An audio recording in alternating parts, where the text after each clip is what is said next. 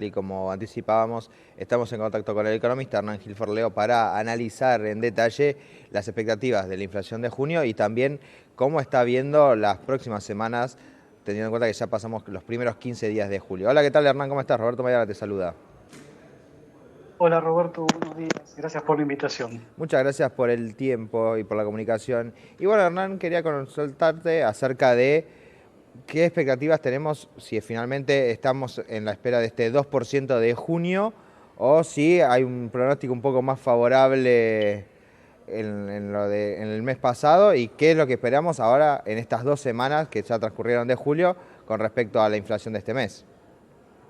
Bueno, a ver, vayamos por parte. La Sí, inflación de junio. La inflación de junio tenés primero el techo que no tiene que pasar el gobierno en el mes de junio es el 2,5%. sí. Mientras la tenga por abajo del 2,5%, la inflación la sigue convergiendo a valores estables o lo que sería valores normales, que serían aproximadamente el 5% anual, Sí. por un lado. Las expectativas que se tienen, fíjate que hay algunos colegas que están hablando del 1,7 y 2. El rango que estamos viendo nosotros es entre el 1% y el 2,2%, con tres intervalos dentro de lo que puede ser con la misma posibilidad de ocurrencia, que es el 1, 1,4, 1,4, 1,8, 1,8, 2,2.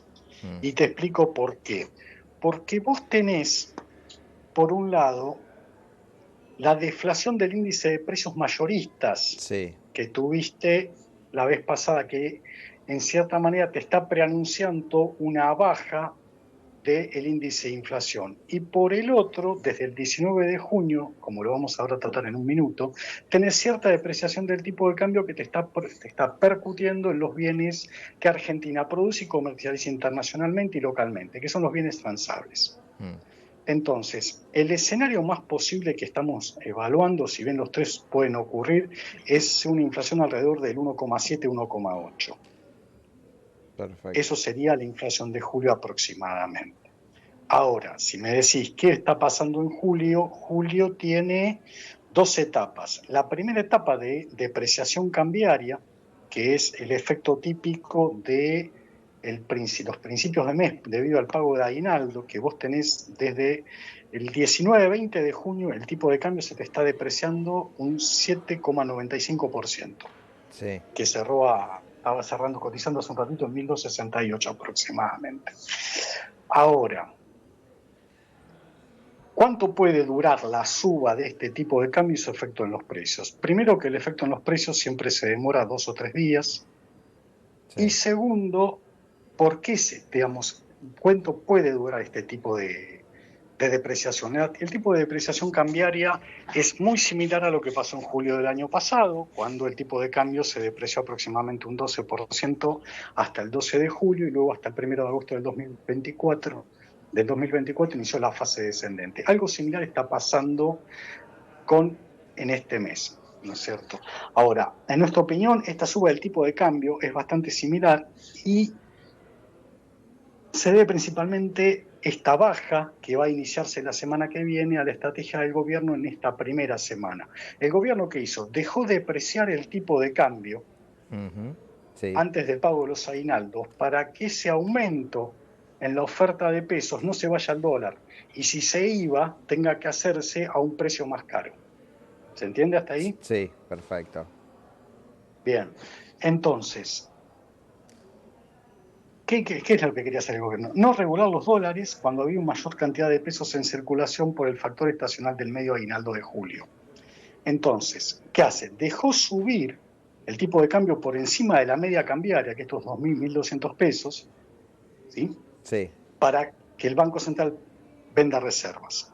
Lo segundo que hizo, mientras el dólar subía, empezó a comprar dólares en el mercado con el superávit fiscal para abastecer la mayor demanda de pesos y evitar las subas en la tasa de interés en pesos.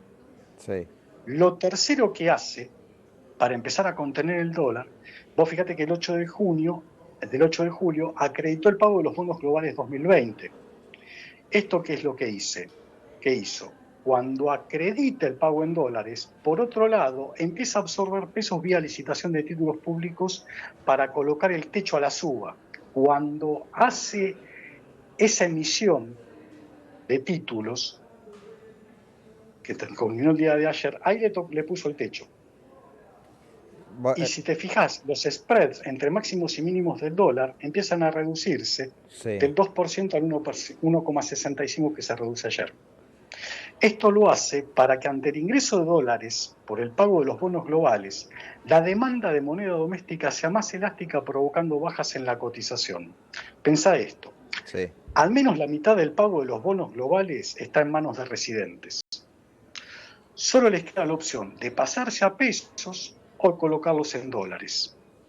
En ambos casos, la posición de reservas del Banco Central se irá incrementando a partir de la semana que viene. O sea, si yo tengo los dólares, o los coloco, y por ende, a través del sistema de encaje fraccionario, el Banco Central aumenta sus reservas, o los vendo en el mercado para hacerme de pesos. Sí. Con lo cual incrementó las reservas del Banco Central.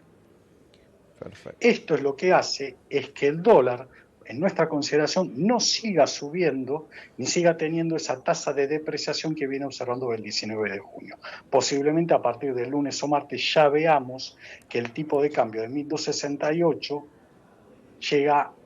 empieza a converger hacia el valor medio de la banda, que será 1.220, 1.200, 1.190.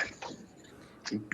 Y después, sí, lo otro que nosotros consideramos que no va a, seguir subiendo dólares en la segunda quincena de junio, por eso no va a afectar más los precios transables, es que en esta ocasión el gobierno tiene a su favor que el dólar se está debilitando respecto a la mayoría de las monedas, euro, yen, yuan, real, libra esterlina.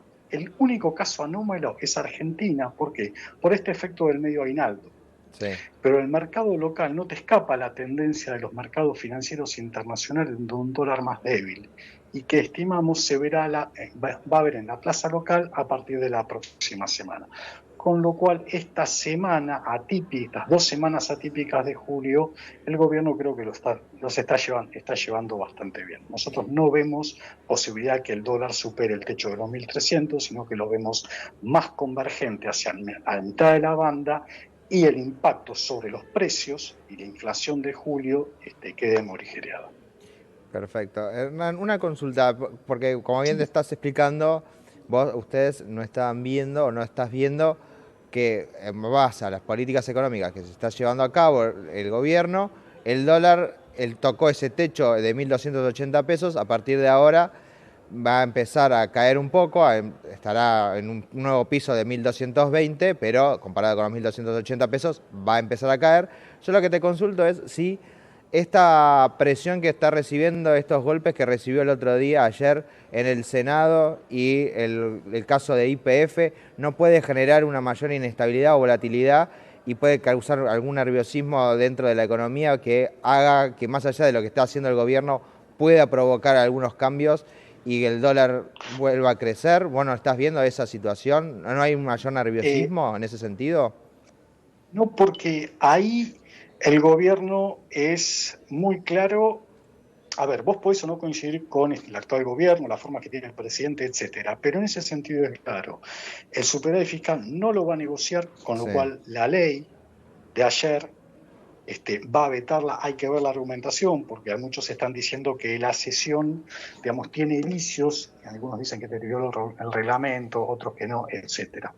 Y por el lado de YPF, ya con la suspensión, con la apelación que tiene Argentina, Argentina tiene más grado de libertad para ir y negociar con la contraparte en del distrito de Nueva York. Ahora, el problema vendría si el gobierno cede el superávit fiscal. Mientras el gobierno no cede el superávit fiscal y tenga el compromiso de acordar con la demandante en los tribunales de Nueva York, yo no creo que haya problemas desde ese punto de frente. Ahora, ¿en dónde vamos a tener ruido? Que ya nos acercamos a las elecciones. Claro.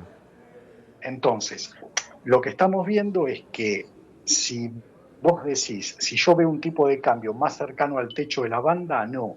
Lo veo más convergiendo a la mitad de la banda, pero ya cuando se largue la campaña electoral a partir de los primeros días de agosto, tanto en la provincia de Buenos Aires como a nivel nacional, y es posible que ya volvamos a tener un ciclo alcista. No lo descarto, no es que una vez que converja a la mitad de la banda, a los 1200, se va a mantener con ese valor fijo. No, vamos a tener fluctuaciones porque estamos en un año electoral. ¿Y por qué? Porque lo tenés ayer demostrado en el Senado. Digamos, vos no tenés una situación de cooperación entre el gobierno y la Asamblea Legislativa, sino tenés más una situación de confrontación. Entonces, ¿qué es lo que se va a definir en octubre? Es si la próxima Asamblea Legislativa va a ser más confrontativa o más cooperativa con el gobierno. Perfecto. Entonces, si es cooperativa, seguramente las aguas se van a calmar. Si es confrontativa, bueno, ahí ya el escenario del tipo de cambio va a ser otro. Pero solo lo vamos a saber una vez que tengamos los resultados. Sí, con respecto a lo que resultados políticos electorales, te quería preguntar también acerca de si la victoria o la derrota, no importa lo que suceda en octubre, va a implicar también un cambio o una mayor aceleración en algunas decisiones económicas de parte del gobierno, o lo que suceda va a estar sí o sí atado al resultado positivo o negativo de las elecciones nacionales. Lo que quiero decir es justamente, ¿el gobierno está pensado que cambie alguna estrategia o alguna decisión económica más allá de lo que suceda en los resultados electorales? ¿O la decisión dependerá justamente de si ganan o pierden en las elecciones? Muy buena pregunta, Roberto. A ver, vos tenés, a mi juicio, a mi criterio, Sí, es que si el gobierno tiene primera minoría en diputados y tiene, aunque es un bloque propio muy superior al que tiene hoy en el Senado, vas a tener, seguramente tiene un plan económico mucho más fuerte, sobre todo de desregulación y reordenamiento económico, que el que tiene ahora. sí. Eso no te quepa ninguna duda. No sé si irá con motosierra como hasta ahora o tendrá que hacer el bisturí o un ajuste fino, etcétera. Pero posiblemente tengas una mayor apertura económica y un mejor clima de inversiones, no solo inversión externa, sino inversión interna. Sí.